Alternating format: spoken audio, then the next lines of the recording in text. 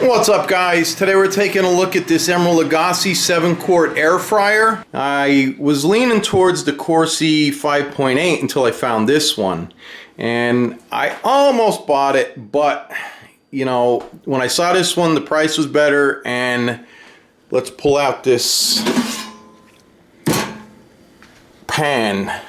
This is big, and I think it's a lot better because the Corsi, there's a lady on YouTube that did a measurement and the basket was like 8.5 by 8. Well, this thing is 10.25 by 9 3/8, and without that drip pan you're looking at 5 inches deep, so that's big. Huge selling point. And with that said, before we speak about that, you can get a grill plate for free. All you got to do is pay shipping. Comes with a recipe book. And, you know, I looked at the Ninja, the Power XL, and all of that. And I got to be honest with you guys. Air fryer is an air fryer, probably made in the same damn factory as all the junk made today. And it's just, you know, rebadged. It's simple as that. And myself, I don't know a lot about cooking, you know, enough to get me by. I like to grill, you know, so those presets on all these air fryers are bullshit because I would say 90 to 95% of the people overcook their chicken. I mean, the chicken's fucking dead. Seriously. You don't need to cook it. When the chicken's white, you flip it and you cook it until it's white. On the other side, cut it open, and if it's white in the middle, it's done. You don't need to cook it for an hour and a half because I hate dried chicken. So presets and your food and this and that, you know, it's going to vary. Times, temperatures, stuff like that. So take presets with a grain of salt when you're buying something. Especially like with the Corsi, you know, it has that little shake thing. That only works on so many presets anyway. And I mean, you should be checking your food anyway. So with that said, let's go over what the manual said first. You want to take your basket and you want to wash it. You want to wash this. And then you want to take a damp towel and wipe everything on the inside, including the heating element. And that was another thing I didn't like about the Corsi. The Corsi, I watched a lady clean that, and yes, there are worse ones to clean, but this one seemed like it had a little bit more room to get around to clean. Because let's face it, if you have a toaster oven or, you know, an oven or a microwave, you're cooking in it, it's gonna get dirty, so you gotta clean the shit, unless you're a pig. So this one just seemed a lot easier. There is a vent. I'll zoom in there. You can see that's where the exhaust is, which brings me to my next point, right? And maybe a lot of people will already notice, but that yellow tag is there for a reason. It says to keep this appliance at least 5 inches away from your wall. I got about 9 inches this way and about 5 this way. The owner's manual also talks about burn-in.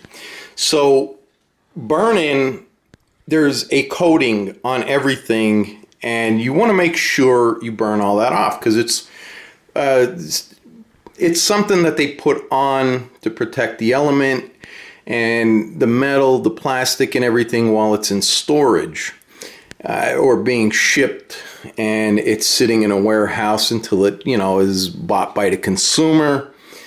And you want to burn that stuff off. So no matter what air fryer you get, you can go on Amazon and read 1,000 different reviews. You can read all 100,000 reviews, and every air fryer is gonna stink. I don't care.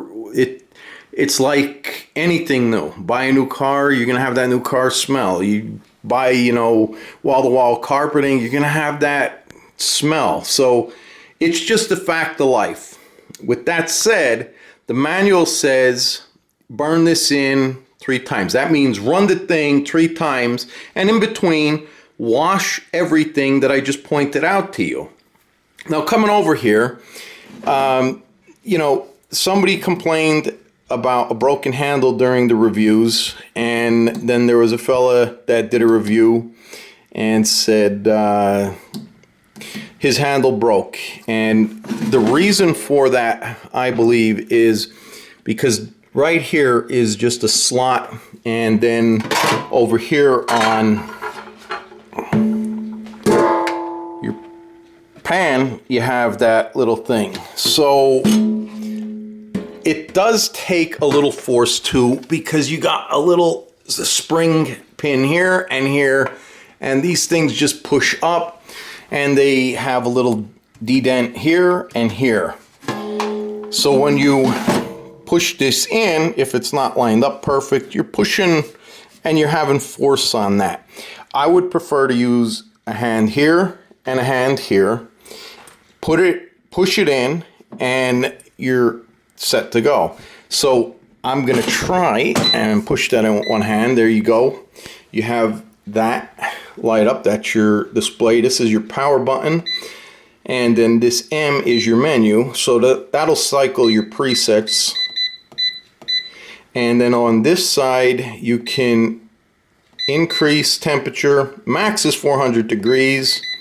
And then time, you can decrease time or increase the time. Now the way I already did one burn in, there you go, it kicked on. 370, 15 minutes, I let it do its thing, and then when it was done, I pulled the basket out, set it over here on the hot plate, and if you pull that out, that stops. If you push it back in, it will automatically start again. So that's kind of the gist of the air fryer. The other thing that my wife, this was her idea, that screw down, I check all the screws, because that screw, and that screw were slightly loose. Not real loose, but they could be, tightened up. Other than that, I don't know why people are not gravitating towards this machine more so. It's larger, and it basically is the same thing as all your other air fryers out there.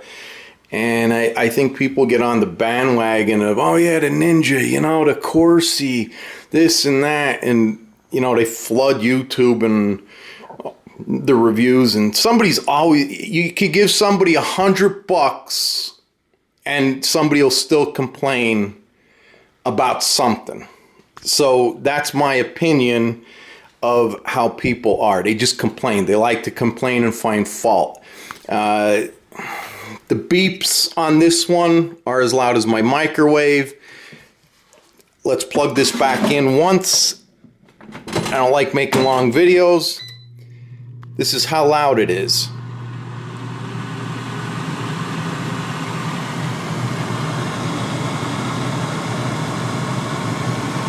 Now I am literally about 4 or 5 inches away, and I am right next to the back vent now.